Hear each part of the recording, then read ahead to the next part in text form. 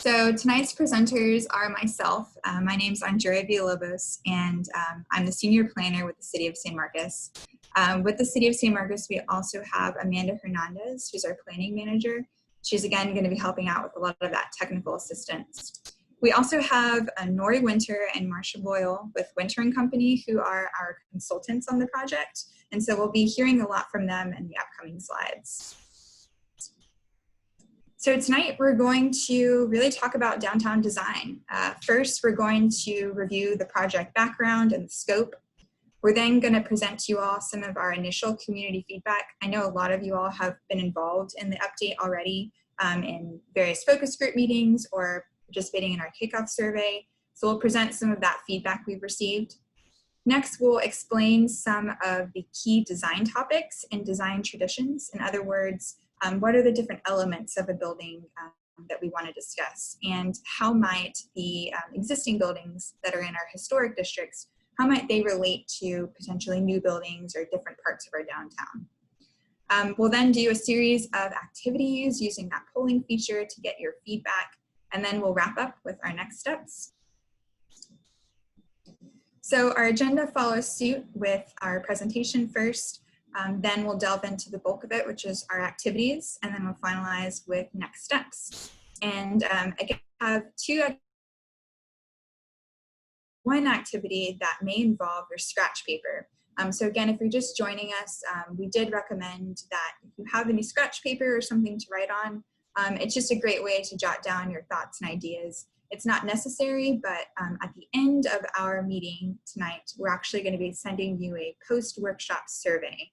And so during that post-workshop survey, you'll be able to sort of give us a little bit more in depth on some of your thoughts, because we know that with technology, sometimes we're a little limited on what we can ask. So it'd be great if you had some scratch paper and you can jot down some thoughts as we go through our slides.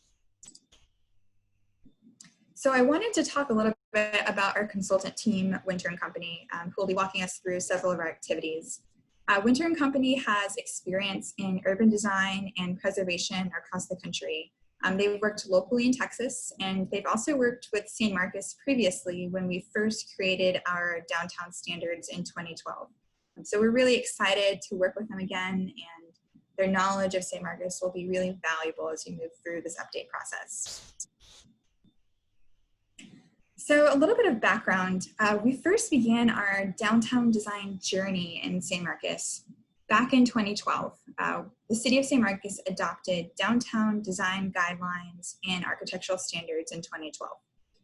The purpose of these standards was essentially to regulate the architectural design of buildings, or in other words, the look and feel of those buildings to an extent in our downtown.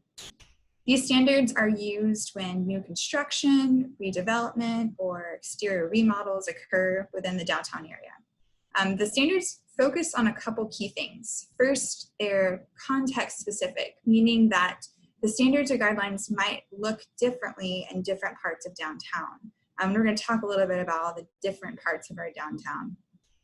The other thing that they did is they created guidelines. And guidelines were used for special cases when an applicant might want to request something different on their building than what was allowed in the standards. So again, we started in 2012, and this is our map that we're going to be talking about a lot tonight. So when we refer to downtown, we're essentially talking about this downtown boundary.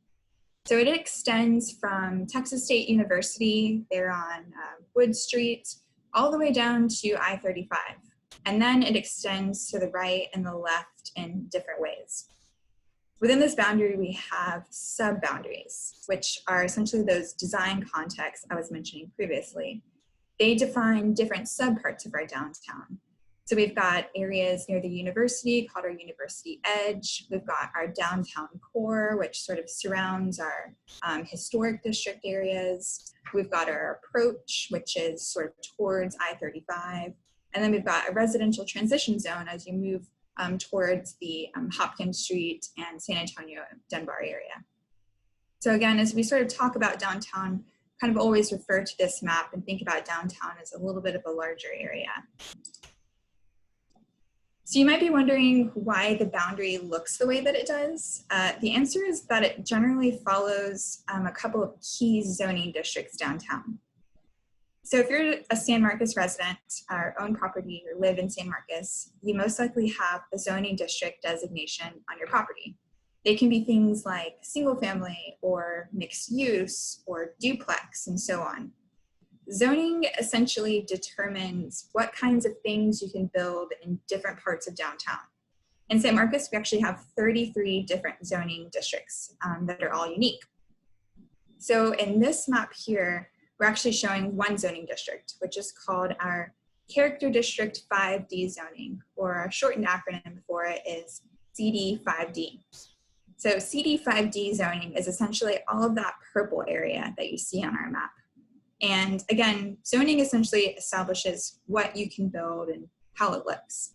So for instance, in this purple area, you can build apartments or townhomes, mixed use buildings, or some of the examples of building types that you might be able to build here. Within this map, there are also a couple areas that aren't zoned CD5D and therefore aren't purple. You can sort of see that purple overlay on top of our downtown map that shows a couple of different areas. So these properties are either parks or they're an open space, or they might have a zoning district that's maybe one step down from Character District 5D. And what I mean by one step down is that they might permit less density or less height, and they're just a different type of a zoning district. So again, just keep in mind that this is our current downtown map, but it might change throughout this update process based on your input. And so we're actually going to be asking you a couple of questions on sort of this boundary in general. The other thing I wanted to talk about is our historic districts. So in and around our downtown boundary, we also have two historic districts. The first is the Downtown Historic District, which essentially surrounds the courthouse. It's where a lot of our very old buildings are that have been around for a very long time. And so you'll notice it's actually outside of our downtown boundary. And you can see that the historic district's that hashed blue, and underneath it, it's just white. So that's actually outside of our boundary. And the second historic district actually overlaps our design context boundary, and that's the Dunbar Historic District.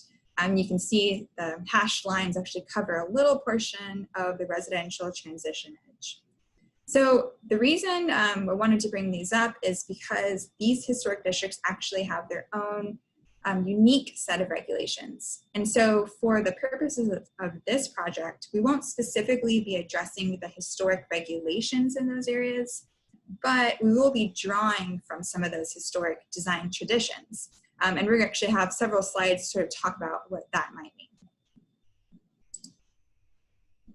So moving forward, in 2018, the city adopted a new development code, and the standards and guidelines from 2012 were transferred over to the new development code, as well as our design manual, which is an appendix to the code. So this just shows you some screenshots of where those standards are today. And so today, the reason why we're here is because we're working on an update to our existing standards and guidelines as directed by our city council. So some key things that we intend to focus on in this update are to first include new standards to address design issues identified by you, the community, to incorporate new graphics, and to make sure that the standards that we adopt are tailored again to those various parts of downtown which might need potentially their own unique standards. And so next, I'm going to hand it over to Marsha Boyle with Winter & Company to discuss community input we've received to date with this project. Thanks. Great, thank you. So we did want to go over what we've heard so far, just to give everybody an idea of some of the topics that have come up over and over again. So you can see here, we really kicked off the project with a series of focus group meetings. We held these back in mid-April. And we met with the Historic Preservation Commission and Heritage Association, as well as the Main Street Advisory Board and Downtown Design Task Force. And then the Downtown Association Board was the last meeting that we had. And even though each of these meetings were with a different group of people, we really did receive a lot of the same input and key ideas that we know we want to address during this project. You can see those on the right on the slide. The first is design excellence, which essentially means that we want to promote good design, and we're setting, the base standards for what design should be, but we really are encouraging new development to go beyond that. So we want really good design to happen in downtown San Marcos. The second is the sense of place. We know that buildings can be designed and just plopped into a downtown, but we really want to make sure that design in San Marcos reflects San Marcos and the community, the unique aspects of the community that we've been hearing about in our initial outreach. We also heard a lot about four-sided design, meaning that it's important to design all four sides of a building, or as many sides as the building has, that we're not only focused on the front, that we want to be sure that good design is happening so that if someone walks around the whole building, it feels very cohesive and well done. Visual continuity is the next key idea, and that essentially is just that while each building is unique and we want to be sure that new development is creative and that developers feel like they can bring new ideas to the community, that it also should be cohesive with design traditions and what San Marcos already has downtown. Balancing old and new is very similar in that we want to be sure we're building off of the historic buildings that so many people value in the community, and that new development is relating to those design traditions. And like Andrea said, we'll talk about those in a little bit here. And then finally, responding to context, again, essentially means that we want to make sure that buildings are related to their block and they're related to downtown as a whole, and not just designed individually and unique from that. On the next slide, we have a little introduction to the online survey that we had back in May. This was done through SurveyMonkey and was just a short online survey. It was posted in English and in Spanish, and we had about 550 responses total between those two surveys, which was great. The survey was short, but we just picked a few questions here to give you some idea of the responses that we were seeing. So in the first question that we're going to go over here, we asked about the current trends and the scale of new buildings downtown. We really wanted to see how people feel about new development that's happening. And as you can see on the left of the pie chart, in the light blue and the yellow, 65% of people that responded to this question said that the scale of new development is either very inappropriate or somewhat inappropriate. And so we know that's an important topic for us to be addressing moving forward in the project. In the next question, we also asked people in an open-ended format what recent development projects have been successful. And you can see that the top answer, some people responded either none or no, which could mean that they couldn't think of any at the time, or that they don't think any are successful recently in their development designs. So that one's a little bit harder to gauge, but the ones below that had good numbers of responses that there was at least one element of design that was successful. So the Cheatham Street Flats, the local industry, and then you can see too that there are a couple renovation projects and smaller projects too, like Aqua Brew and Gumby's, that showed up here. So not only do people value some new designs that are larger new buildings, but also renovations that are happening downtown. And then on the next question, kind of opposite that, we asked what design issues people see happening recently with development downtown. And you can see those top two answers really had a large number of responses. Again, this was an open format question, and a lot of people talked about consistency in design, which we also heard from the focus groups, and that new buildings are too tall. So we'll definitely be addressing both consistency and height, and a lot of the other design topics that show up in this chart are ones that we will be addressing in the project. Moving on to our third type of outreach that we've done to date was a joint planning commission and city council workshop that we had about a month ago. And again, we heard a lot of similar ideas on what should be addressed and key things that we should be thinking about moving forward. We've highlighted a few here. So historic character, again, is really important. We need to be considering historic buildings and considering how new development is compatible with those buildings, what features that new development can draw on to make sure that it's compatible with the existing development.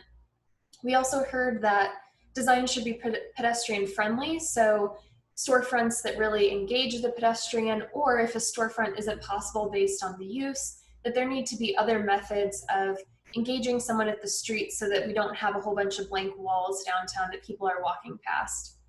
And then finally, another key thing we heard from this joint workshop was that we need better transitions. So that happens both within a block potentially, but also how you transition from downtown to neighboring residential areas to make sure that it's sensitive and that we don't have a really tall building next to a single family home.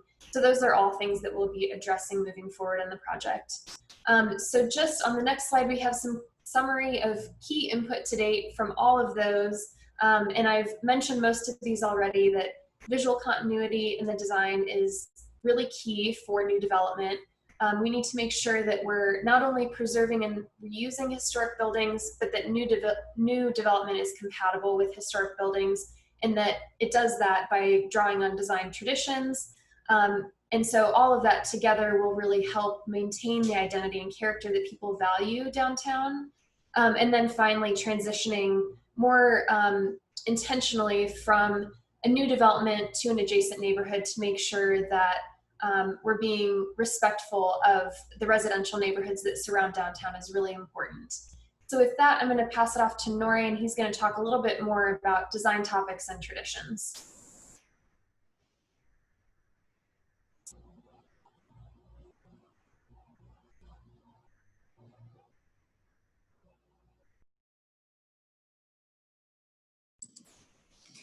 Hey Nori, this is Andrea. We're actually not able to hear you. There you go.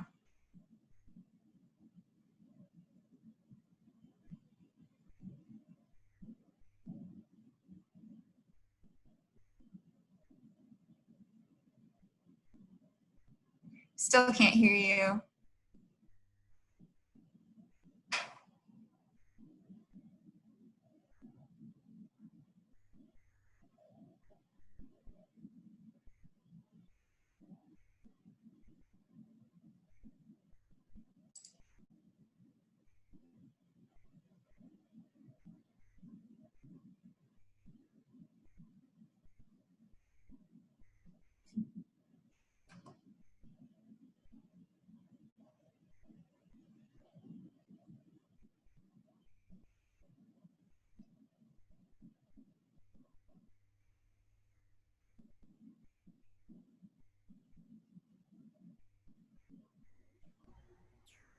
Nori, this is Amanda. If I may, really quick, at the bottom right of your screen, there's a little caret up arrow next to your microphone. If your microphone doesn't go green when you're talking, it's not working, and you can click that caret and make sure that your microphone is selected at the top of the options screen. Thank you, my brilliant tech support. Does that work now? Yes, sir. That's why I'm here. Perfect. Thanks. Because no, I was clicking the little microphone, but it wasn't doing its job. All right. Well, there's several topics that come out of those general themes that we've heard so far, and so we wanted to kind of introduce those before we move into some of the activities. One, of course, is massing. And we've heard about scale of building, height of building, but the way in which a building is massed into big boxes or a series of smaller boxes is one topic to address. Something related to that is a term that we use of articulation of facades, and that might be the way in which the surface is broken up with moldings, with changing of materials or slight changes in wall planes. And of course, related to that is building materials themselves and how they are used to relate to scale. A fourth one is that of the street level character in terms of design. And there are basic standards that relate to transparency, but there's more about how you activate street level that we want to talk about. And then certainly that transition topic that Marcia introduced earlier, which has to do with scale of buildings, but also where balconies might be oriented and whether or not they're impacting a sense of privacy or other design features that might affect abutting properties. There are other topics, though, that are not a part of this project, but are certainly related, and we know we're going to hear about them. And we will note them and report that, but we want to make it clear that that's not a part of our assignment. One is parking. While parking definitely affects the character of design and how much you can build on a site and the way you do it, the specific parking requirements are not a part of this project. And also the design within the public realm, the standards for sidewalks and streetscape landscaping, for example, are not really a part of this, although they do influence the experience. Related to that are sustainable site and building design concepts. That many of those actually deal with the interior and the performance of a building from a guideline standpoint. Addressing the appearance of those factors on the exterior may be important, but actual requirements for green building, for example, wouldn't be a part of the discussion. Now, another key topic was design traditions that we heard about. And I want to make it clear that I don't think that means copying the historic building designs. In fact, I think if you could imagine one of the new recent buildings that occupies, say, an entire block, if you were just to put some Italianate brackets on it, that's probably not going to address some of the issues that we've heard about so far. There are some more fundamental framework elements that we can learn from the historic context and translate those to modern design. So let's look at some of those. If we look at some of the historic buildings around the square, there are really two kinds of commercial storefronts we see. Some of the earlier, particularly the stone-clad ones, had arched openings at the street level. And then there are the more traditional classic commercial storefront, which we'll look at in a minute. But each of those had some very basic elements. A base below the display windows, which is a kick plate or a bulkhead. And then above that, the larger display windows. And then above that, often a transom, which we'll look at in the other kind of building format. These are often capped by some sort of a horizontal element, a molding or decorative element that defines the first floor and separates it from any upper floors. And then upper floor windows are vertically proportioned. In the next slide, we see an example of the more traditional commercial storefront, although this one has been altered somewhat. It's missing its cornice at the top, for example, and some materials have been covered over. Nonetheless, it has those basic elements, and you see the depth of detail also around the window frames that is a key feature of many of these buildings. And also that awnings and canopies define the first floor. And then masonry materials, whether it be stone, brick, or even detailed stucco, are of course some unifying elements that we see. So those are some basic elements or features at a framework level to think about on individual buildings. If we now look at those and in sets of buildings, we begin to see how when those features are repeated, they contribute to a sense of visual continuity, if you will, that gives that strong sense of place that we've heard everyone values. Here you see, because they were built to similar heights, there's an alignment of cornices and moldings, both at the first floor level and then at the upper floor levels. And that the predominance of the materials, again, have matte finishes. Now, in some cases, these are painted, but nonetheless, the natural materials themselves were often matte in character. If we look at the next image, you'll see how the rhythm of upper story windows repeated across a series of building fronts ties them together, even though they are slightly different buildings, and some of them are from slightly different periods of construction in the downtown historic district. The other thing to note is that they all express widths that reflect a single lot or a double lot. and that even larger buildings often are divided into subordinate pieces that express that traditional scale. If we want to take that same block and diagram it in line drawing form, you can begin to see what I'm talking about here. Now, we don't exactly have a totally uniform width of building fronts, but there's a relatively narrow range that begins to set a sense of scale and rhythm along the street that adds to that visual continuity. And you also see the several horizontal alignment elements beginning to tie features together. So at a skeletal level here, we have some vertical and horizontal features that are creating a kind of a network for design. And the next diagram takes that same block and highlights a couple of the other features, that rhythm of upper story windows that are vertically proportioned, and some of the horizontal elements at the street level, particularly canopies and awnings, which of course we value very much for their shade, but from a design standpoint also do contribute to a sense of continuity. So these are some of the important features from a historic precedent to consider. Now, those can translate into contemporary architecture. And the next slide is an example. Now, this building is not in San Marcos, but it might be. But nonetheless, it expresses some of those same features, but in a slightly modern way. It has those larger display windows at the base with a kick plate supporting them. There's a transom element, and then a horizontal molding or detail here that caps that. The upper story windows are vertically proportioned. Masonry is the predominant material. And in this case, it's actually a 3-story building with the 3rd floor set back so that that horizontal line at the 2nd floor is of the cornices is expressed clearly.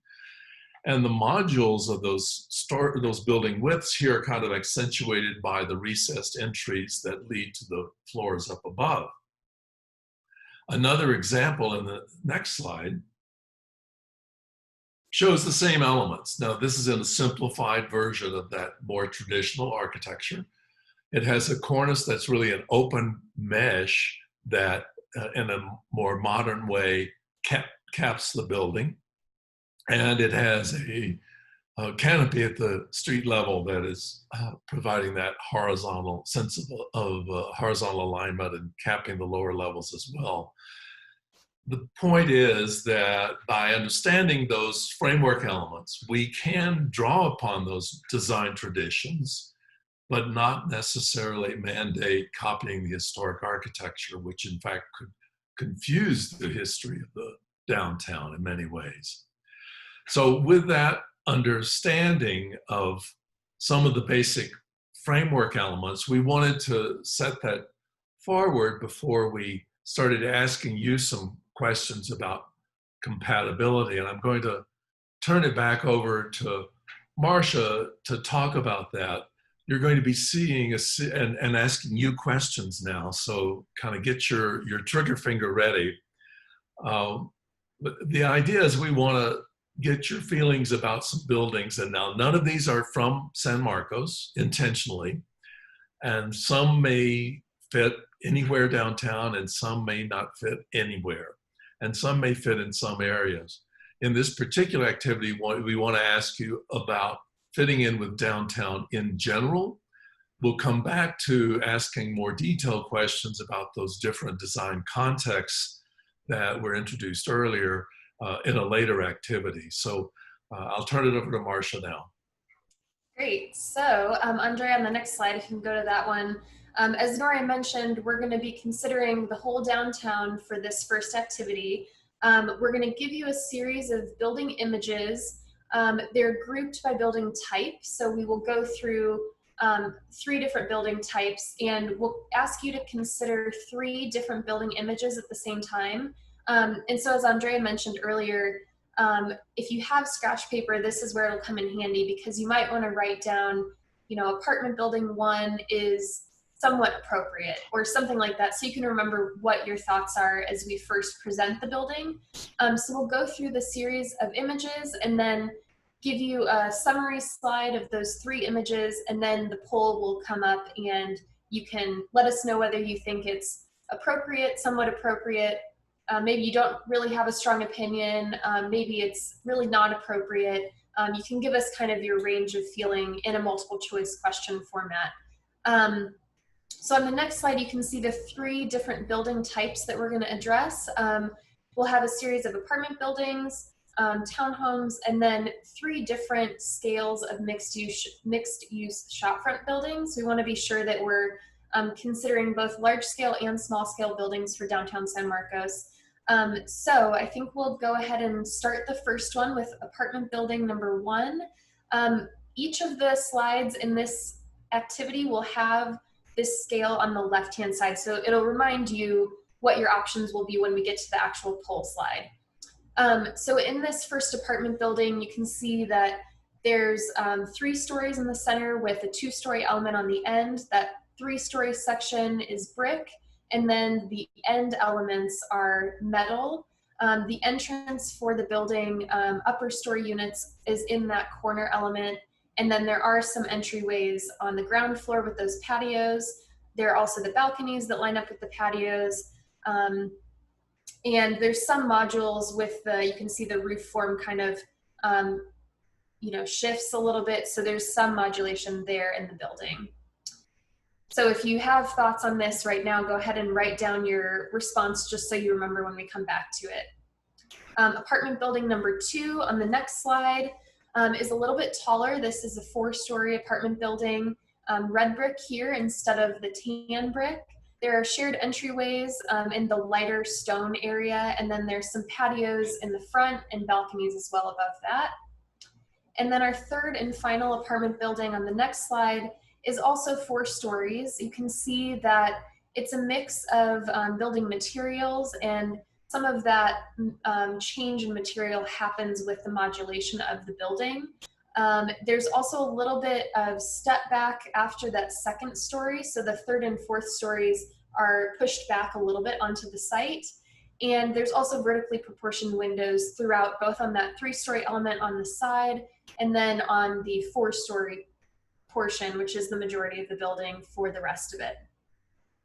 So on our next slide, this is our polling question slide.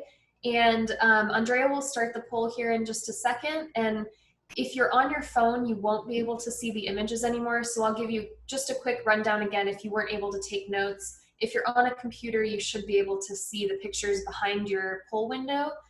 So go ahead and start it, Andrea. And just remind you that apartment 1 was the 3-story in the middle with the tan brick and the metal cladding portions on the corner elements. Apartment 2 was the 4-story red brick building, and then apartment 3 had a variety of materials and was a majority 4 stories. So let us know if you think that those buildings are appropriate or not in downtown San Marcos as a whole. This could be any of the design contexts, just the whole downtown.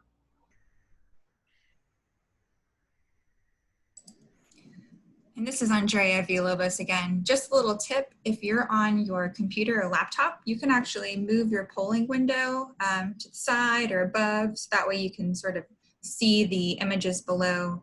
If you're on a mobile device, unfortunately, you just see really your polling window. But I think Marcia did a good job of trying to provide a good overview. And this is kind of where some scratch paper comes in handy to remember your thoughts, or if you just have really good memory and can remember what you were thinking, that also works too.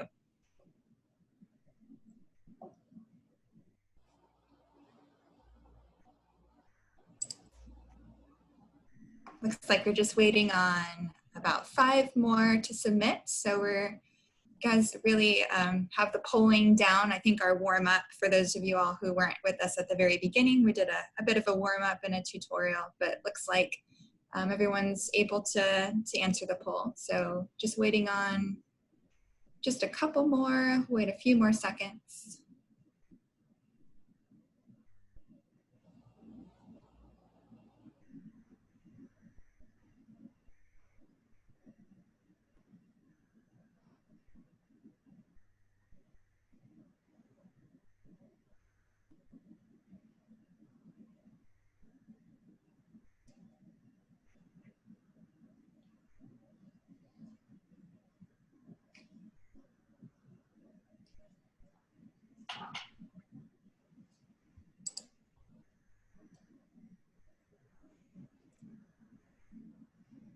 Looks like we just have one more.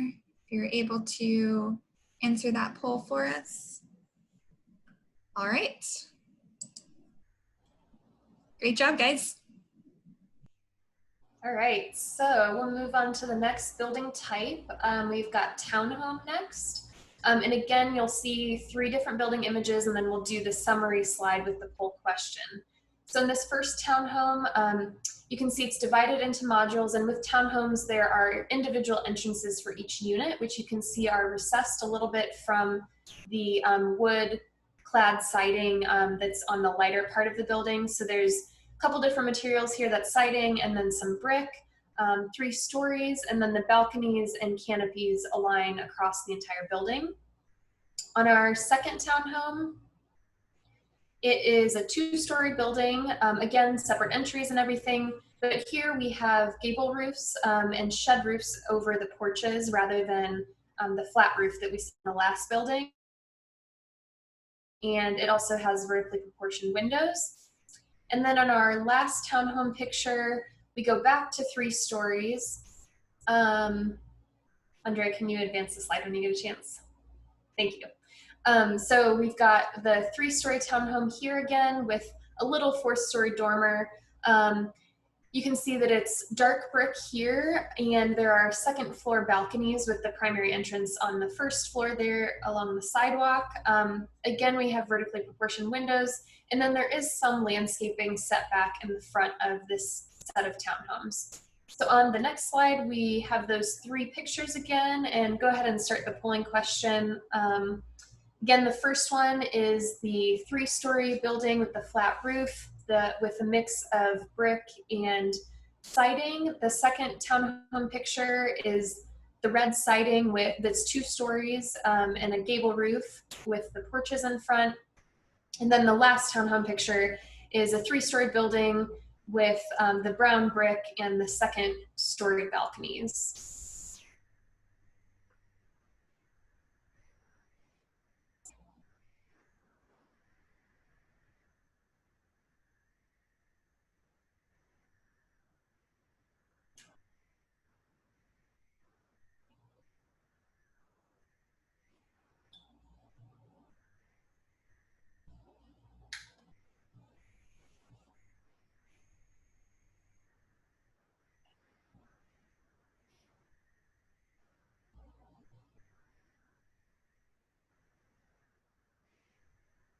And there is one question I'm just going to address really quickly that's in the Q&A. If there are elements that you like of each, but none of the buildings are completely appropriate, that would be an appropriate time to say that you either somewhat agree, maybe you're neutral if there's about an even number of elements that are appropriate versus inappropriate, or maybe you somewhat disagree, depending on how many of each of those fit in the category. So we know we're not asking that the building is exactly appropriate or inappropriate, so that's why we've got that scale.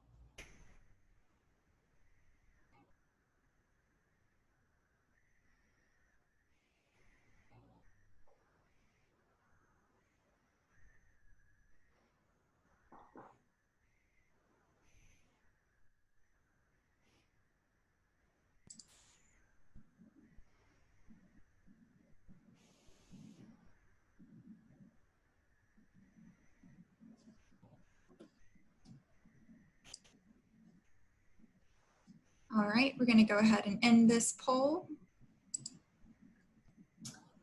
Okay, so the next set of buildings we're going to look at is large-scale mixed-use buildings. We'll also do a medium and small-scale version of this, but we'll start with the large-scale ones. So in this first picture, you can see that it's 5 stories. It's a very large building that's about a full block. There are a variety of materials, primarily brick at the corners, but then you can see some stucco throughout that's different colors. You can see that the first 2 floors in the center of the building there are at the street, and then the 3rd, 4th, and 5th stories are set back a little bit. There's some additional wall offsets, and there's some depth in the windows, and the balconies provide that as well, and there's storefronts at the street level. In our second large-scale mixed-use building, we have this 3-story, well, it's technically 4-story building, but the fourth is set back pretty far. So at the street, it looks like a 3-story building. There is a change in materials, but you can see that that's done based on the modules.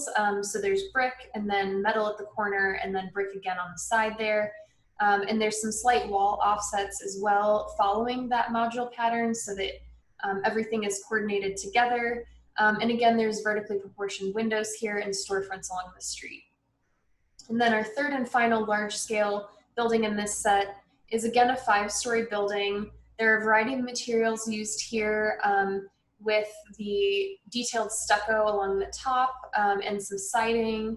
There is a little bit of a step back in the second floor and above for the majority of the building, and there is a cornice that caps this building and a horizontal line that defines the top of those storefronts. So in the next slide, we'll start the poll to look at these 3 large-scale mixed-use buildings. Again, the first one is the brick that's about a full block length, and it has the step back at the 3rd, 4th, and 5th stories, and that section is some blue and yellow stucco. In the second picture, we have the 3-story building with brick and then metal at the corner and brick wrapping the side. And then there's a 4th story that's set back a little bit.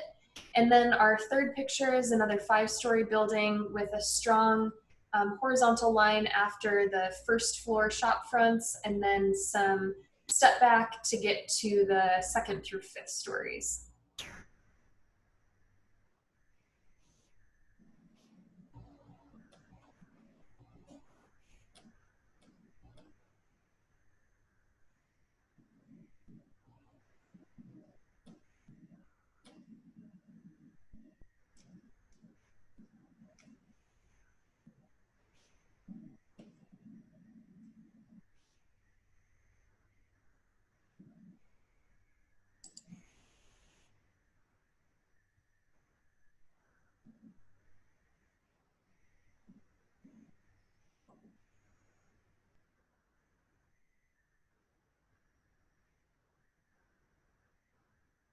Looks like we've got everyone in. I'm going to go ahead and end the poll.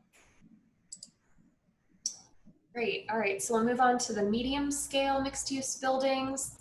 In our first picture, we have a 3-story red brick building. You can see that there's some contemporary interpretations of the traditional design features that Nora talked about earlier. There's that cornice. There's some moldings along the caps along the windows. Those are also vertically proportioned. And then the first floor is defined by the canopy. You can see people sitting out there to eat, and there's a shop front behind that in the shadows there. The second picture that we have is another 3-story building. But in this picture, we have a 2nd-story component that's, oops, there we go, that's closer to the street. You can see that the 3-story component in the back there is set back a little bit. There's mostly brick and then some fiber cement that's used as an accent material. You can see some traditional elements with the transom windows above the canopies that really help define that first floor. And then in our third medium scale picture, you can see that this one is 3 stories still, but we have gable roof forms instead of flat roofs. There are also changes in materials that follow the modules of the different storefronts, and the balconies along the 2nd floor there help define that first floor.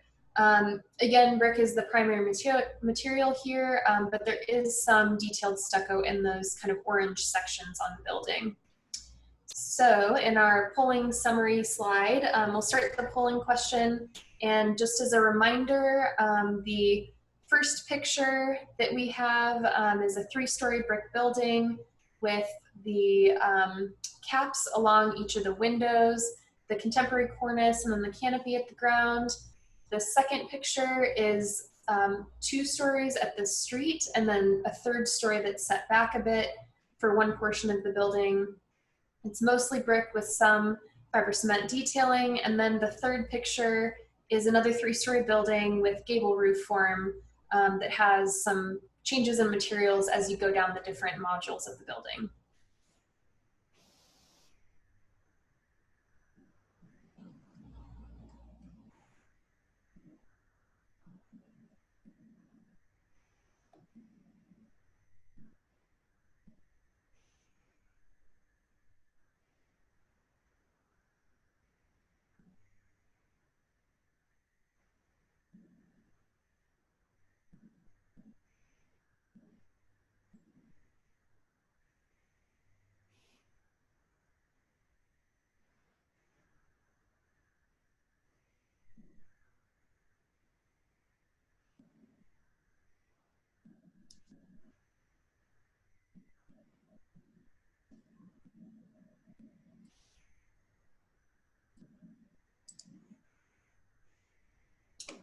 All right. All right.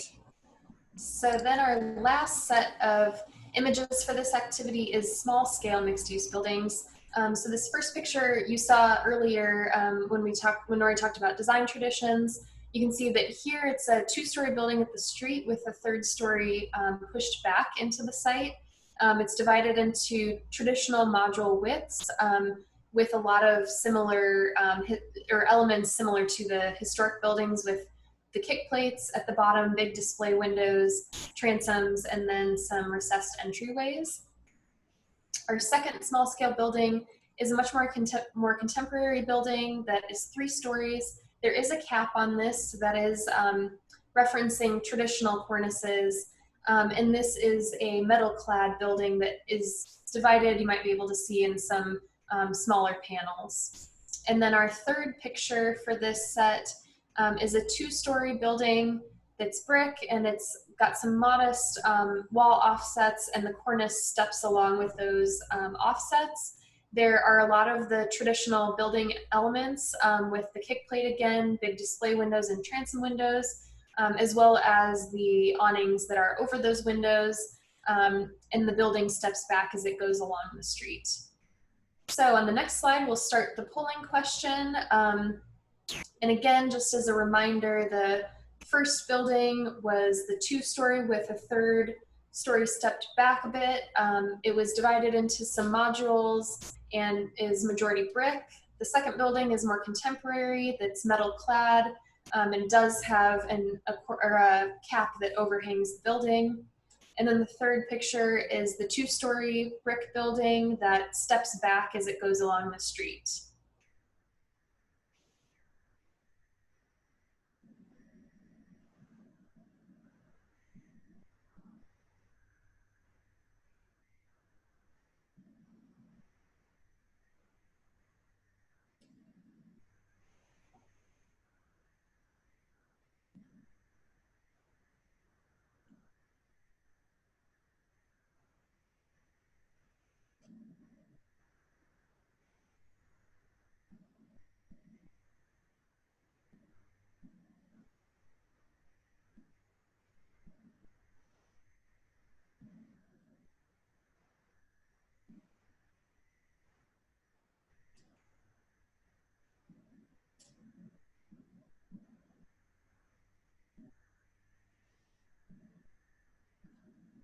Looks like we're just waiting on a couple more.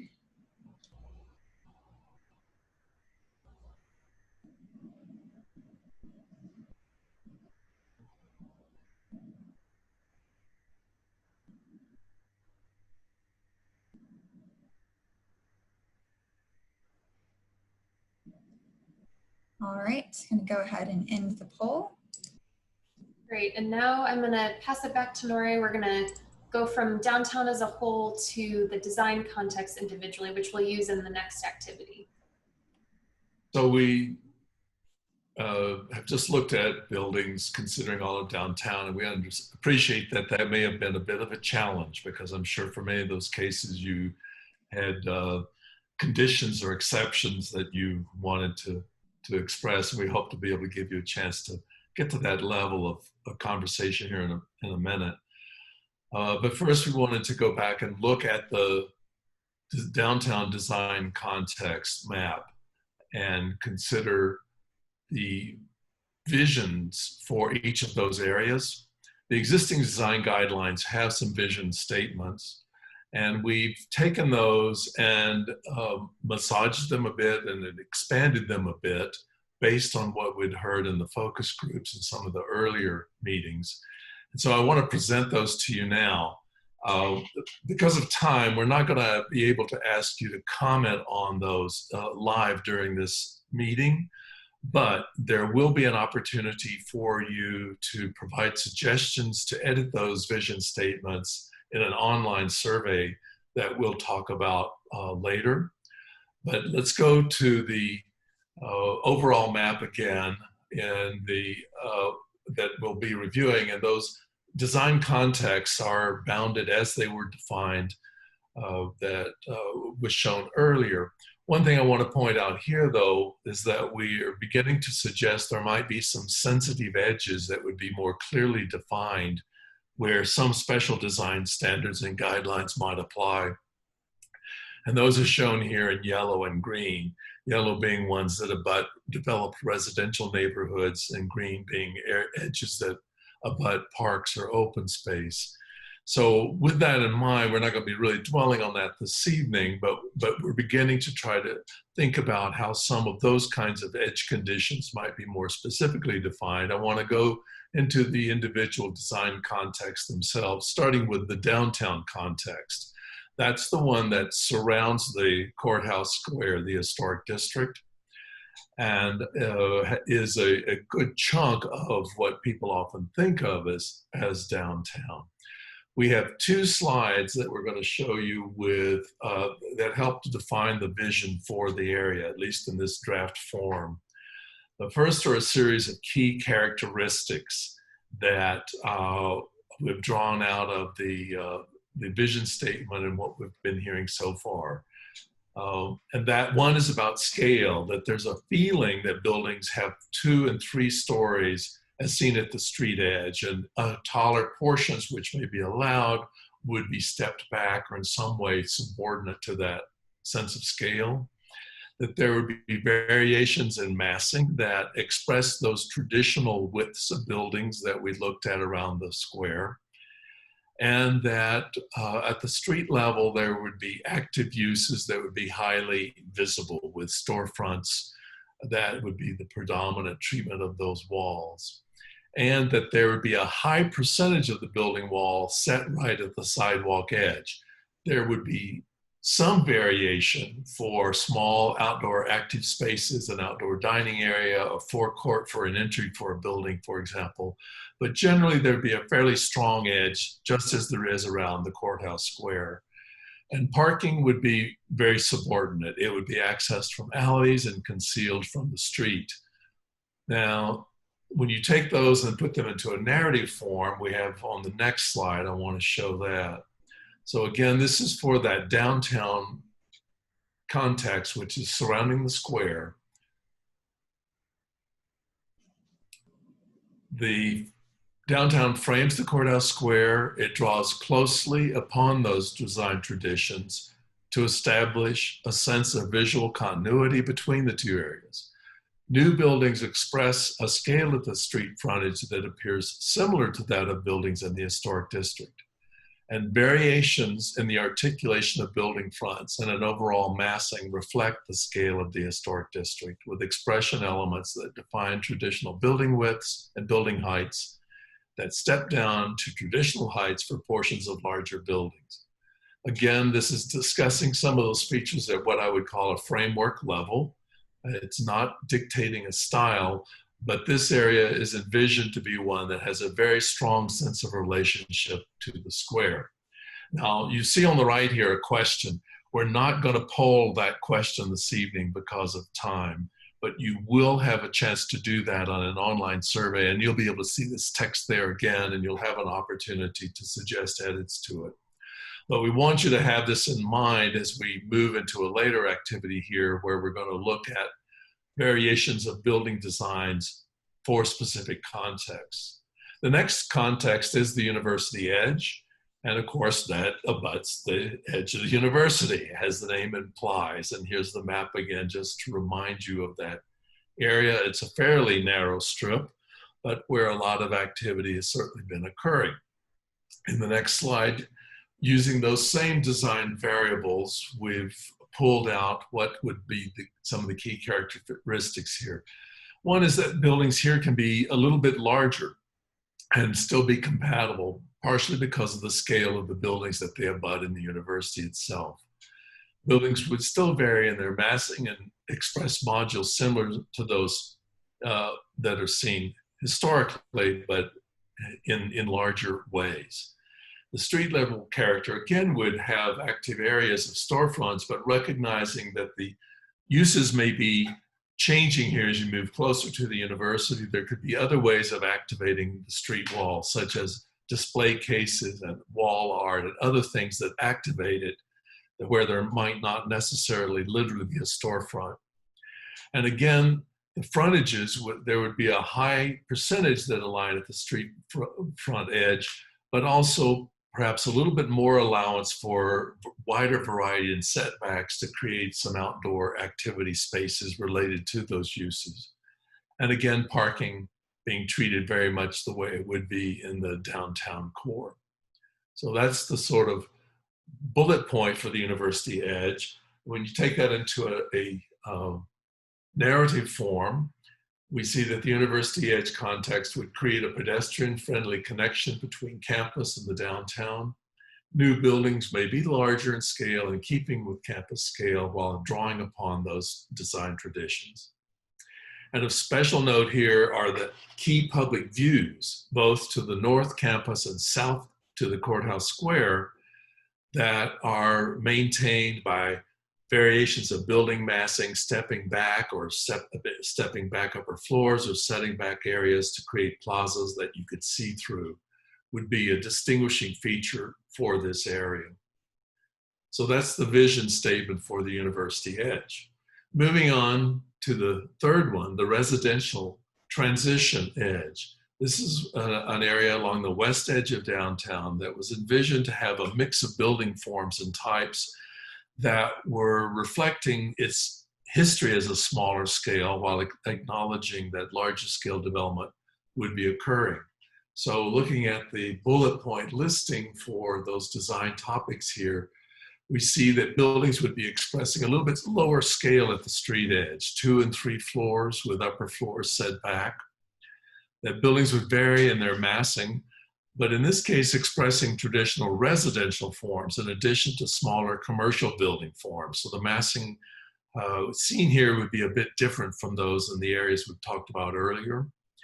And here there would be greater variety in the way in which street fronts are treated, because there would certainly be storefronts at offices, but also because some of these would be residential projects. There would be porches and courtyards that would connect to the street.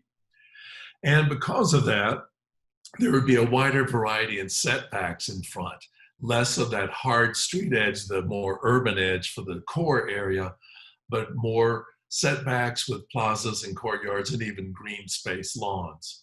And parking here tucked under or located in the rear, not necessarily structured, but behind buildings and not at the street edge.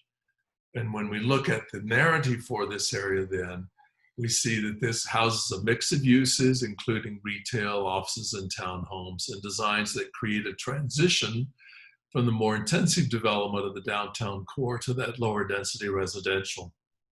And that it draws upon traditional residential type and commercial types. So you have a mix of forms here with those front lawns and perhaps with roof forms that are also more mixed, and that step down along those sensitive edges. And so you might see a higher degree of landscaping in this area.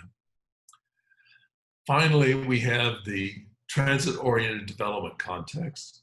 Oh, sorry, it's not finally, we have the approach after this one, but the transit-oriented one is along the tracks and looking at the key features for that one.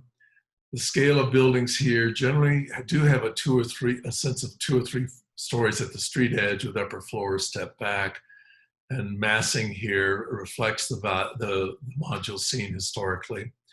Street level character here probably has a wider variety in character, but with a fair amount of storefronts and offices along the way, but also plazas and courtyards that connect to the street, and some variation in setbacks that would incorporate lawns and courtyards. So higher scale than the transition area in the residential transition edge, but having some more variety of open space along the street edge that's akin to that transitional area, but building forms and character that is more akin to the core. When we look at the narrative for this area, the TOD context accommodates a mix of uses with an emphasis upon housing that focuses on transit, and that the eastern portion in particular may accommodate a more intensive development because of the edges there. So that's the general character for the design for that context. And then finally, the approach. And this is basically the corridor that links from the interstate up to the downtown area, hitting into the TOD context. The scale of buildings here at the street edge tends to be lower because of the traditions, which we see when we look at the bullet point topics here for the approach. Part of that is because of the existing scale of buildings. And so you have variety in massing, but again, taller building elements stepping back from the corridor edges. And those tend to be, of course, the main north-south streets. And there would be variety in massing here to express both residential form and smaller commercial building forms. They would continue to convey active uses, including storefronts and offices, but also have plazas and courtyards. So somewhat of a relationship to the TOD and the residential transition character areas with the variations in setbacks. When we look at the narrative for this area, the downtown approach context is the corridor between the highway and downtown, providing an entry procession into the heart of downtown. Development focuses along Guadalupe and LBJ with a mix of commercial and residential uses. Designs would convey a preview of the character of downtown while also drawing upon the distinct features of the area. And new, larger development would be scaled to be compatible with older established buildings that remain. So a mix of old and new is envisioned here. The context is framed with lower density residential districts, and along those particular edges, there would be compatible transitions, which might occur with a reduced scale of building or increased setbacks and greater landscaping and buffering. So those are the start for vision statements for the different design contexts. So working with those now, we want to move into looking at some architectural models that will give you a chance to comment as to whether or not they would be appropriate in any or all of these different contexts. And I'm going to turn it back over to Marcia to lead us through that activity. Great. So as Nori said, we'll be looking at building models this time rather than images. We will do a poll on each slide that addresses one building model instead of the 3 images like we did last time. But if you want to take notes before the poll pops up so you can decide whether it's appropriate in one of the contexts or maybe 4 of them, there will also be an option for all of the contexts or none of the above. So you can have that variety in saying whether it's appropriate or not in all of the different contexts. And we'll do similar building type groups of building types like we did last time. So on this first image or building model, we'll do apartment 1. You can see here that it's mostly a 2-story building, but there is a 3rd floor that's set back. There's a flat roof along the edge of the building, and then a sloped roof on that 3rd story portion. And there is a little bit of a landscape setback that the entryway goes into. So Andrea will start the poll, and again, if you are on your phone or tablet, you probably won't be able to see the image behind it. But just remember that it's the 2-story with a little bit of a 3rd story, and the setback is also something that we're considering here.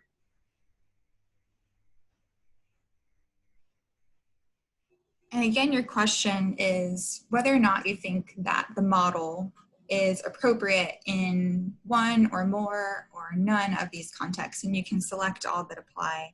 And the reason this is helpful for us is because the model has various elements to it that we discuss, like massing, articulation, the way it interacts with the street edge. And so while we know it's not an actual image of a building, it helps us to sort of understand kind of those different elements and where you might want to see them.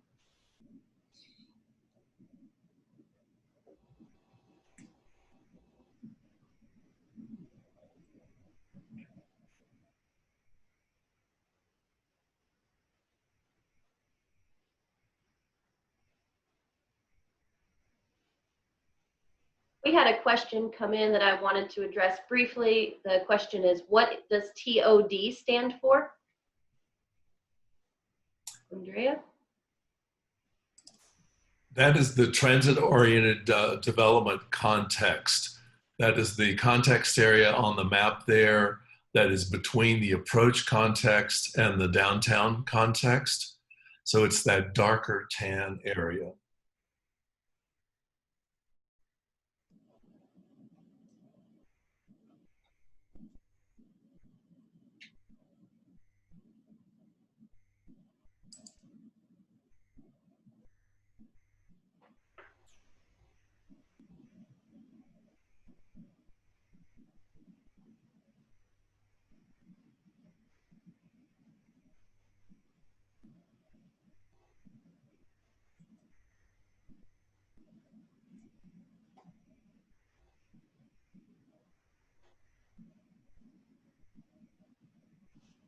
All right, we're just waiting on a couple more. I'll just wait a few more seconds.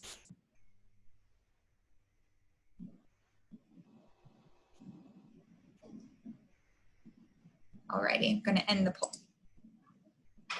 All right, so for our next apartment model, really what we're looking at here, you can see that it's essentially the same building with the 2 stories and the 3rd story elements step back. But here we do not have a front setback that's landscaped. Instead, the entrance into this building is right off of the sidewalk. So that's a key consideration for this model that we want you to think about. So we'll go ahead and start the poll, and you can think about whether this building is, if your answers are the same as the last one, that it's appropriate in some contexts versus others, or none, or all, or if it really does differ because of that setback.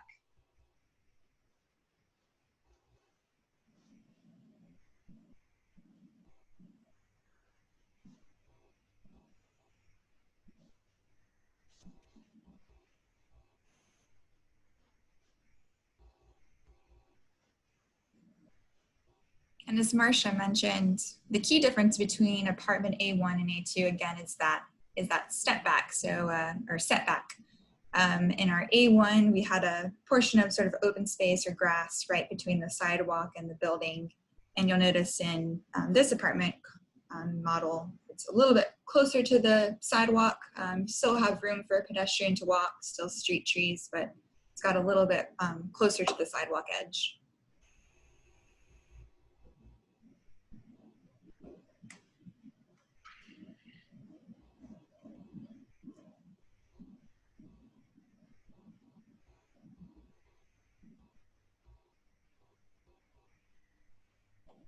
Alrighty, going to go ahead and end the poll.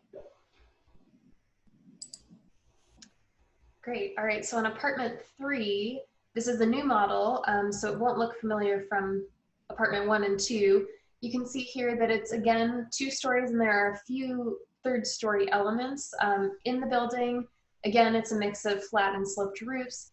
But here, because basically the entryway is off of that small plaza that is in the tan, kind of on the left there, the building steps back, so your sets back, so you could have some outdoor seating or something, and that's where people enter that building.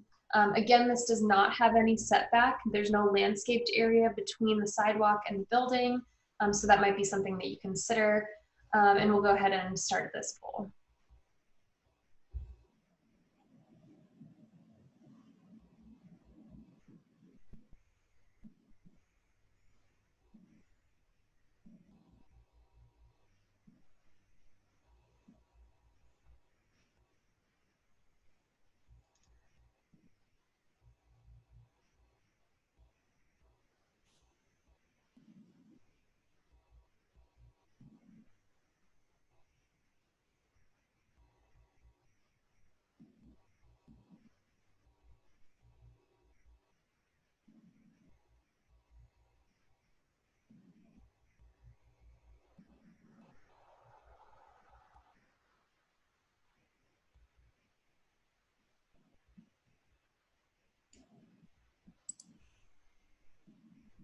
right, gonna go ahead and end the poll.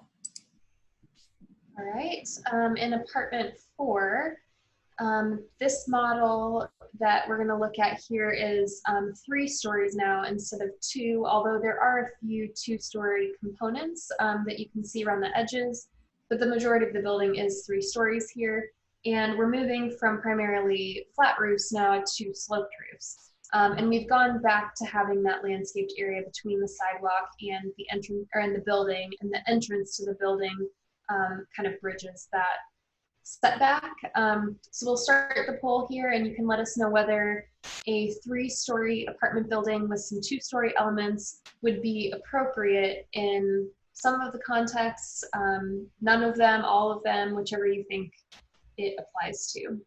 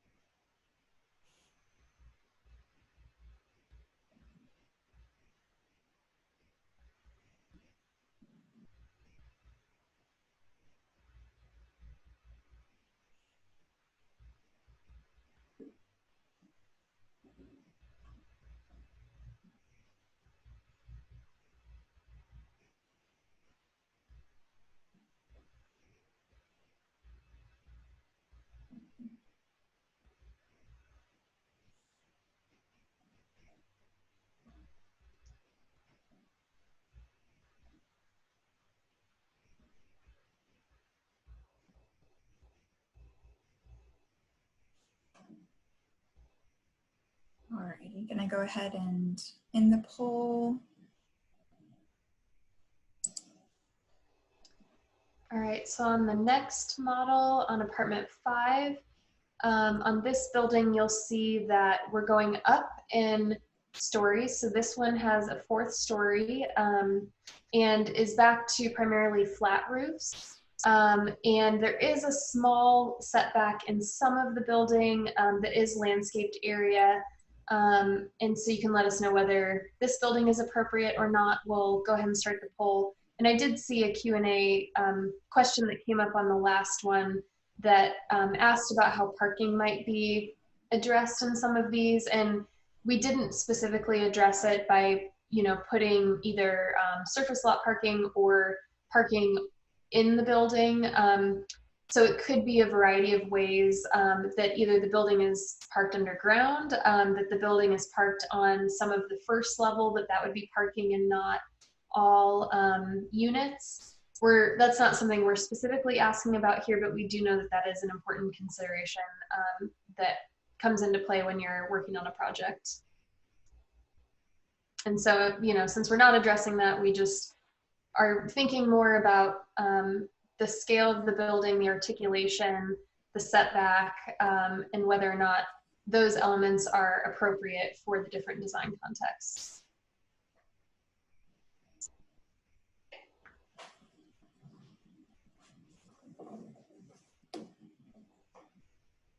And one other area we did discuss parking, as Nori did do a little bit of an overview of key characteristics in the vision statements. So that could also be sort of another way that we think about parking, is looking at that vision statement and making sure that vision statement aligns with how we want to see that area. And so again, we'll have that survey at the end of this where you'll be able to expand a little bit on some of those thoughts. Gonna wait just a couple more seconds. We're just missing a few here.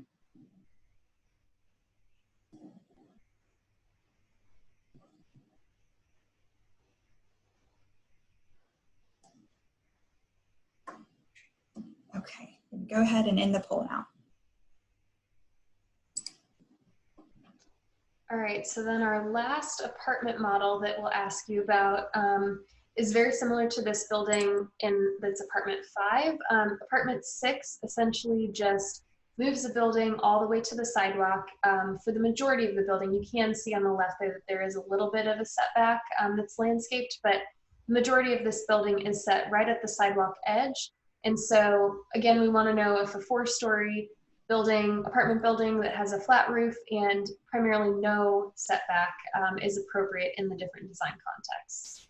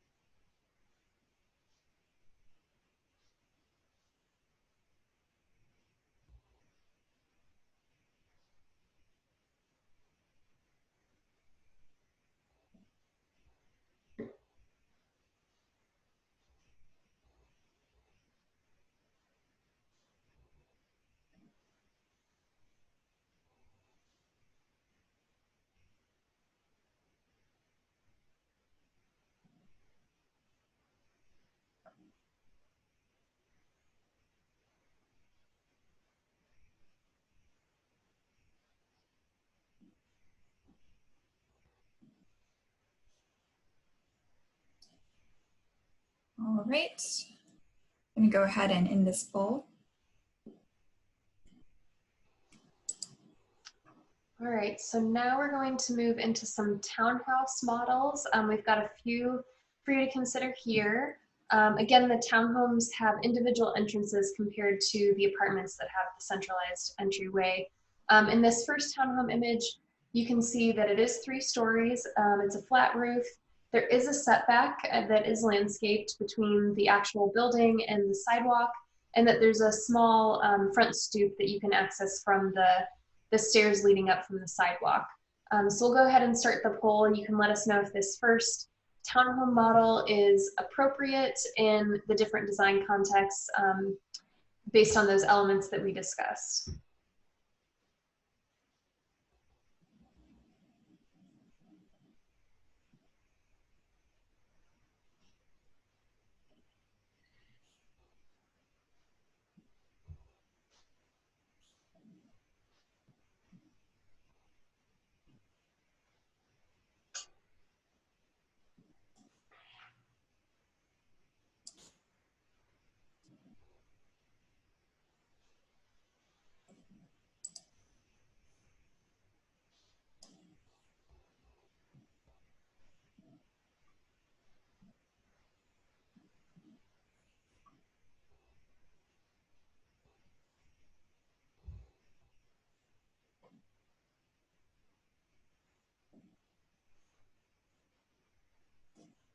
Alrighty, gonna go ahead and end this poll.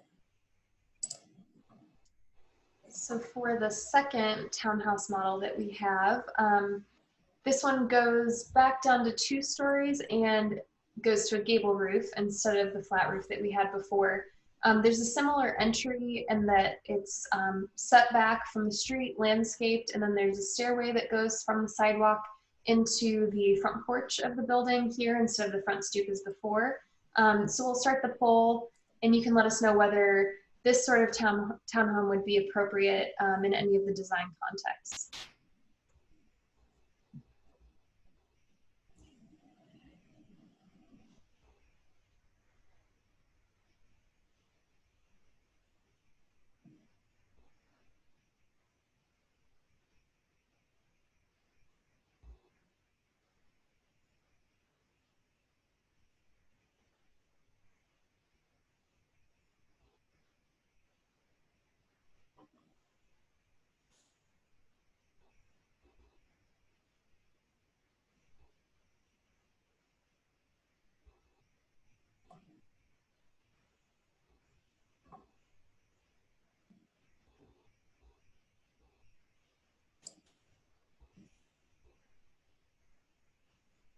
Okay, gonna go ahead and end this poll. All right, and then our third townhome model that we have for you to consider goes back to 3 stories. They're flat roofs again. And here, instead of being set back like we've seen the first couple models, It's set right at the sidewalk edge, and so because of that, there's not room for a staircase that leads to a stoop or a porch. So instead you can see that there's a little gate and then a patio that each unit has to themselves. So we'll start this poll, and you can let us know whether that no setback scenario is appropriate or not in each of the different design contexts.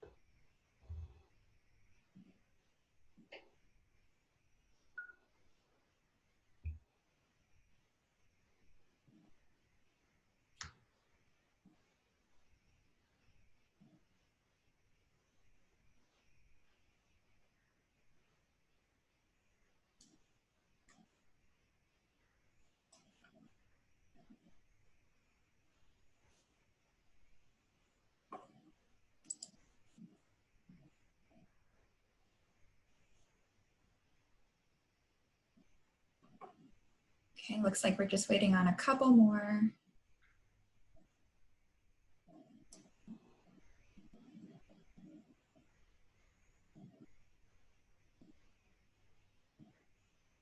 All right, gonna go ahead and end the poll. All right, so now we're going to move into mixed use buildings, which this is our last building type that we'll ask you about, and we have a series of models here as well.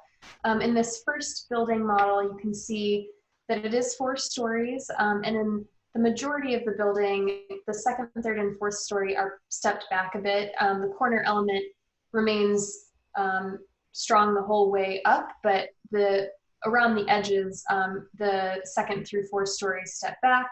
There are awnings at the street level to provide shade, and you can see some of those traditional elements at the storefront with the big display windows and transom windows as well. And this one has a flat roof. So we'll go ahead and start the polling question, so you can let us know whether this mixed use building would be appropriate in each of the design contexts. And as a reminder, a mixed-use building is really going to have a mix of uses. So a lot of times you might have office and commercial underneath it, or a retail shop, and then living spaces above it. So they could be condos, they could be apartments, they could be sort of a mix of things where you live in an area and can sort of shop in the spaces that are below you or down the street. So as we move into some of these mixed-use pieces, if you're not familiar with what that type of building is, it's really just a mix of different types of things that can be offered in the neighborhood or the downtown.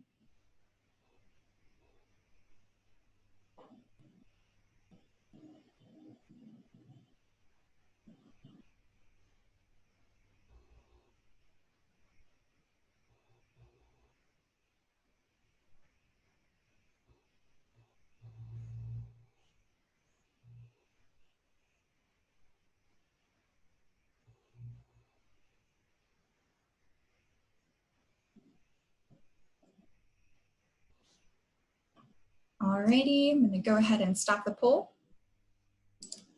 All right, so in the second mixed-use building model that we want you to consider, you'll see that it is very similar to the last one. It's still 4 stories and has a flat roof.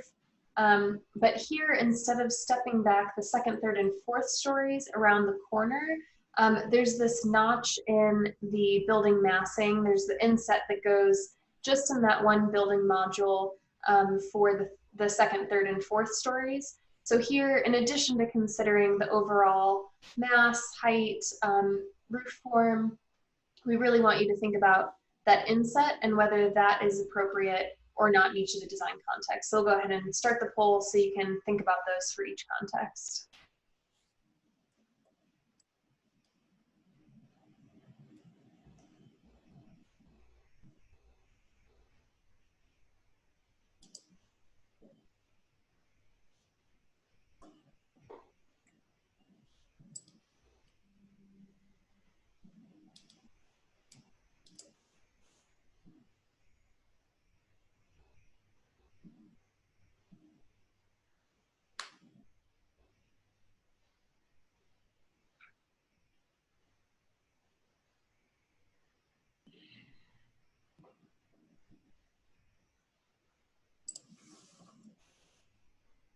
see that we have a hand raised on the attendee list. If you have your hand raised, I'm going to lower it. You can write your comment or question in the Q&A box. All right, I'm going to go ahead and end this poll.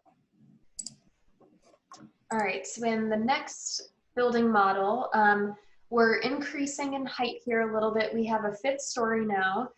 You can see that there's a similar building inset on this one, but it's more central to the building along the edge there. And there, because of it, and it's the whole 1st through 5th stories that's inset, there's a little space for an outdoor plaza, and there's some seating in there right now. But again, this one still has the flat roof and some similar elements to the previous 2 that we looked at. So we'll go ahead and start the poll. You can let us know whether this building form and the height are appropriate, as well as that inset with the plaza space is something that would be appropriate in each of the design contexts.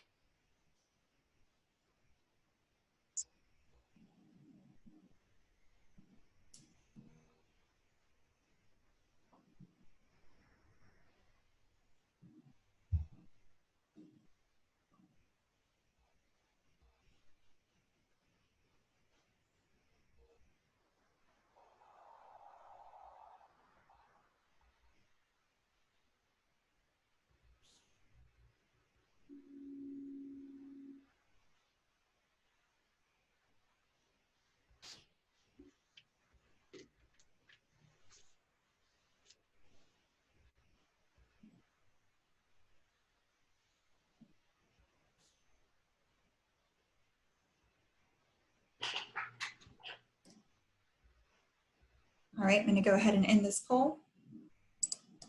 All right, and the next building for you to consider, we're going back down a little bit here in scale. So we have a 3-story building, and then there's a 2-story element there on the very left-hand side. That 2-story element is also set back a little bit, so there's room for a small forecourt that's outdoor space, and here it's set up as seating, but could be activated in different ways depending on how those businesses at the street level wanted to use them. There's also a little bit of a 3rd-story step back on the main portion of the building at the front of the model. And the whole model, of course, has a flat roof. So we'll go ahead and start the poll. You can let us know if scale is appropriate, as well as that small forecourt that exists, and whether each of the design contexts, it would be appropriate to have this building in it or not.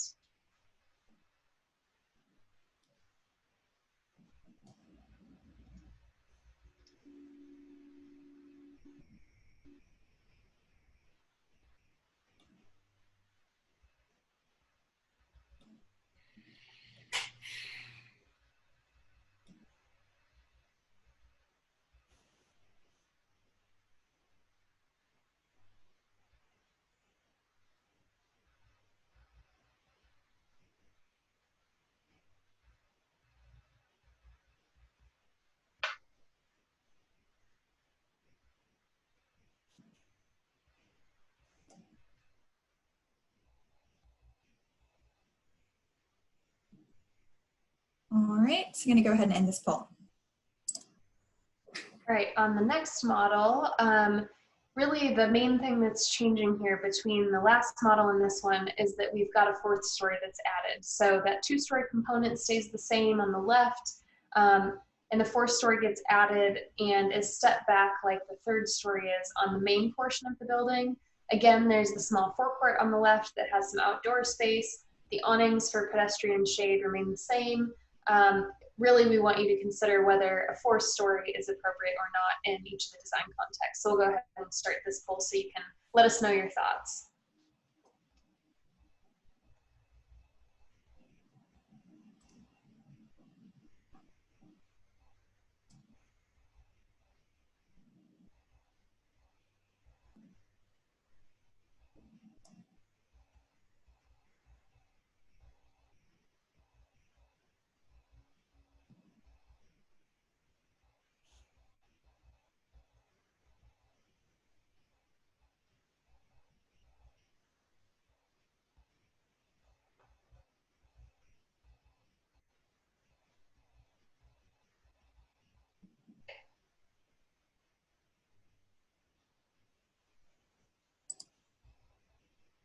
Just wait a few more seconds.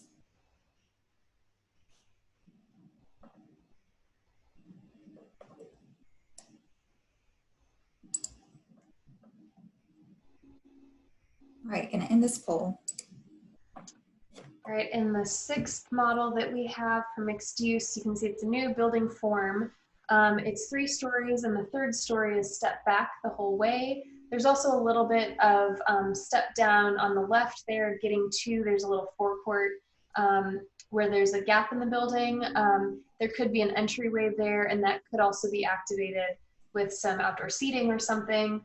The whole building has a flat roof, and there's no step back on this one, so or step back on this one. So if you want to think about those elements for each of the design contexts and then let us know, that would be great.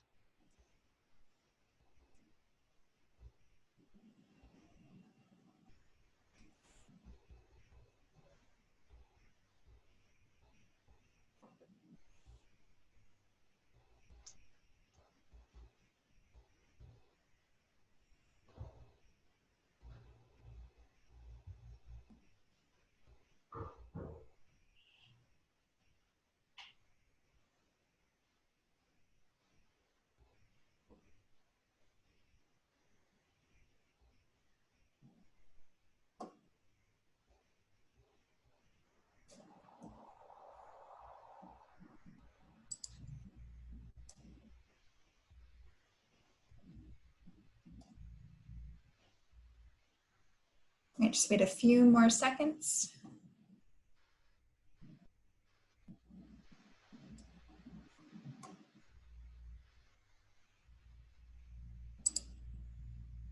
All right, we're going to go ahead and end this poll.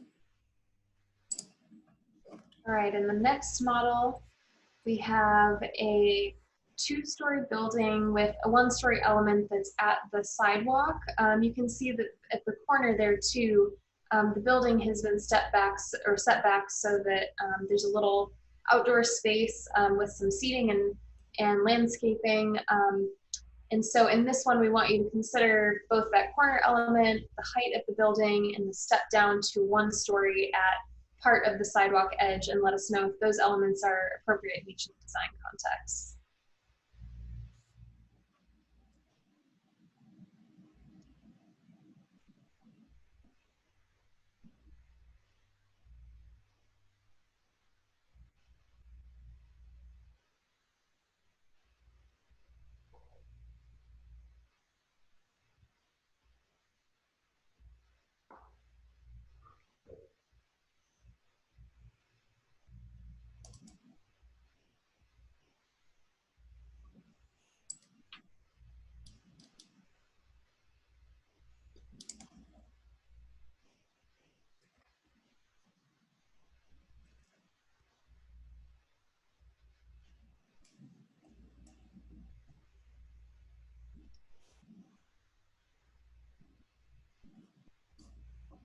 All right, just gonna wait a couple more seconds. Want to get your polling question in.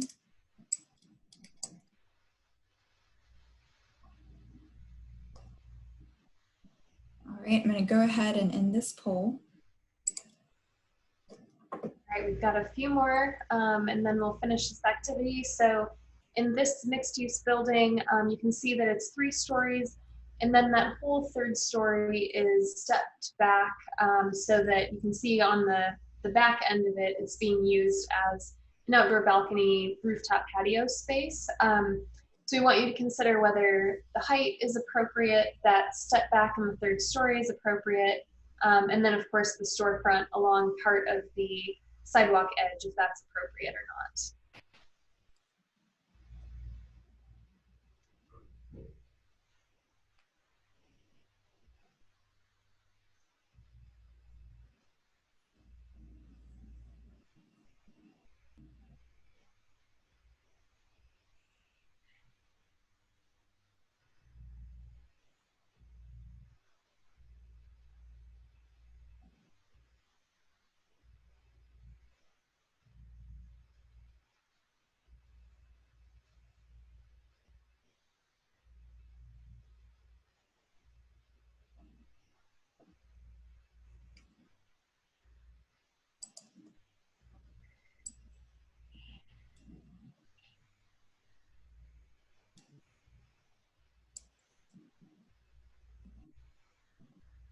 right, we'll just wait a few more seconds to get your polling question in.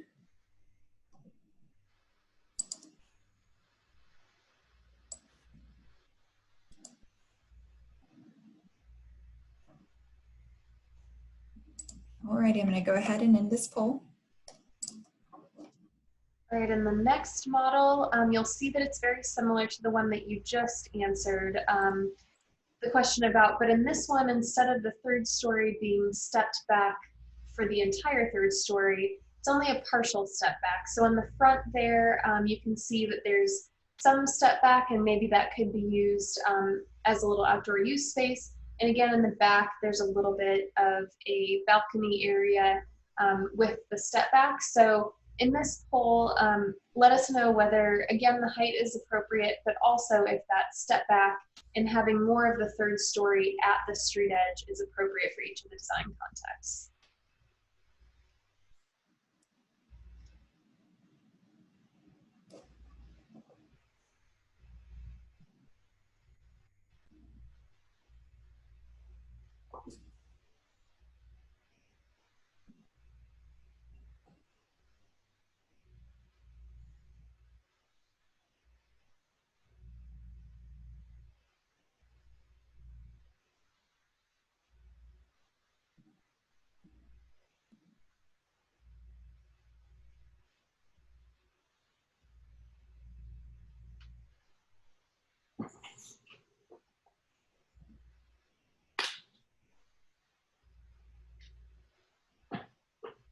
Or just a few more seconds. You want to get your polling question in for us.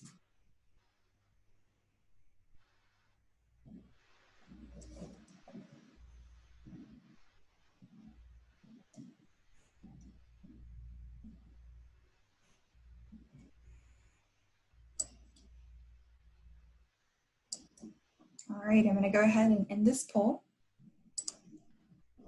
All right, so we're on to our final model for this activity. Thanks for hanging in there with us. So in this one, you can see that we have 3 stories with a partial 4th story that's in the dormer there. A big difference that I'm sure you can see is that instead of a flat roof, we have a sloped roof here. There is a flat roof portion on the back, but along the street edge, it's primarily a sloped roof. There is a little bit of a step back in the second, third, and 4th stories that you can see from the front there with the balcony over the storefront. So we'll go ahead and start the poll, and you can let us know if this sloped roof mixed use form would be appropriate or not in each of the contexts.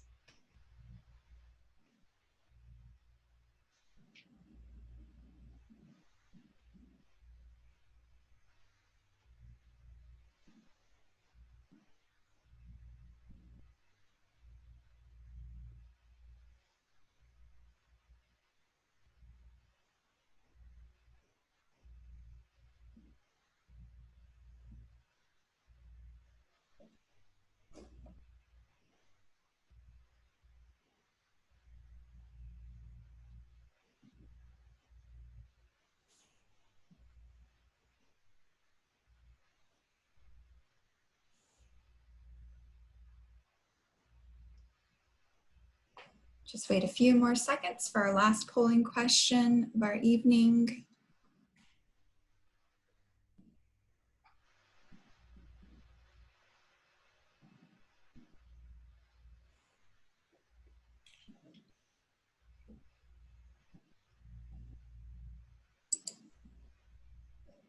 Alrighty, we're going to go ahead and end our poll. Great. Now, Andrea is going to take it over for some wrap up and next steps. We appreciate all your input on all these activities and your input in advance on the survey that she'll talk about here. I want to say thank you all so much for being here and for transitioning with us as we sort of transition with the world to take things online. One thing I did want to let you know is you'll be getting a survey at the end of this meeting. Just give me a few minutes to send it once we end here.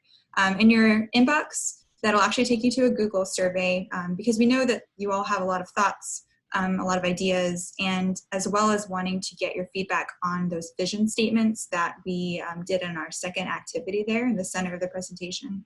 We want to get your thoughts as to whether or not we got it right. Does it need revisions? What kind of revisions do you think that it needs in terms of a vision statement for these different parts of downtown? So if you could please spend a few moments today and in the next few days to take that survey, that would be really great. So a couple of upcoming deliverables that we wanted to mention. This process is just, or tonight's event was just one part of our process. We want to take all of this community input that we've been receiving and create an outline for what type of changes need to occur in our design guidelines and our standards. So we'll be expecting that outline in August. And then in the fall of 2020, we'll actually have our first draft of those changes to the standards and the guidelines. So in that survey that you'll get tonight, you'll have an opportunity to give us your email address if you want to attend, if you want to stay in touch with some of the project updates. You'll be able to get direct updates for when things are going to various meetings. And again, I really just want to thank you all so much for being here.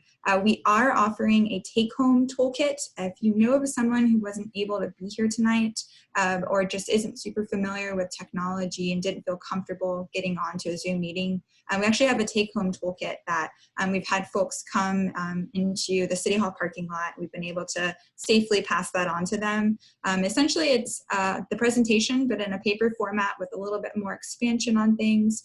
So you'll be able to fill that out and do the multiple choice questions, and then we'll have you come back to our offices and we'll be able to pick that up from you. Again, we'll have that survey, and we'll also be posting this presentation onto our website. So you can visit our project website in order to see all of that if you want to take a look at some of those images a little bit more and give us some feedback. So I think that's all that we have tonight. Again, we really appreciate the great turnout that we've had here today. I have one thing, Andrea. Mm-hmm. We had a couple questions. I told them we'd address it at the end. I counted a total of 60 participants that logged in this evening. So we had a pretty good turnout. We really appreciate everybody. Your comments, I know I was responding. Your comments have been noted. They were. Thank you for bearing with my canned response, but we will make sure that those get to the consultants. We will address any questions and analyze everything that has come in. Great. Thank you all so much for being here, and y'all have a really great rest of your evening.